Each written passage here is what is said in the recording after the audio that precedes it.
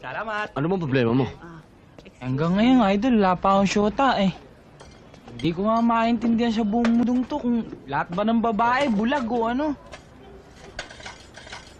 Ikaw, idol, may syota ka na ba? Naku, may magkakagusto ba dyan? Yabang-yabang mo dyan ha, baka mamaya malaman lamang ko. Ikaw pala to may crush sa idol ko. Ano bang gusto mo sa isang babae? Bah, siyempre gusto ko yung maganda. Idol yung bang nakatirintas ang buhok? Ayoko naman masyado. Yung kayang chinita? Chinita? Hindi. Ang gusto ko yung bilog ang mata. Idol yung masipag pero marami kung makabasag. Maala sa negosyo yun. Idol yung sexy. Yan! Yan ang gusto ko yung sexy. Sexy. Saka yung matangkad.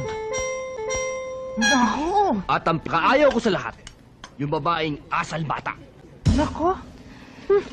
Ikaw, ano ikaw, tipo, lalaki? Baka nga sa akin pa may gusto yun eh. Excuse me, no? Ang tipo kong lalaki, gusto ko yung matatalino. Matalino naman ako. Oo naman. Gusto ko yung yung gwapo. O bakit? Gwapo na mga idol ko ah.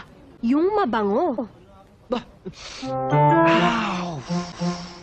Idol, sangsang eh. Back to basic. Ano ba? Gusto ko yung taong may commitment. Yung Commitment. sa atin. Tapos Commit. hindi ako iiwan. Meet. At saka, mamahalin ako habang buhay.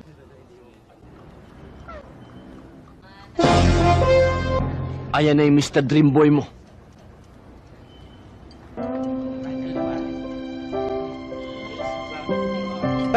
Mag-amo yan na kayo. Maiwan na namin kayo. Pwede ba makahingi isang kiss? Nang ano? Kiss. Kiskisin mo ang mukha mo.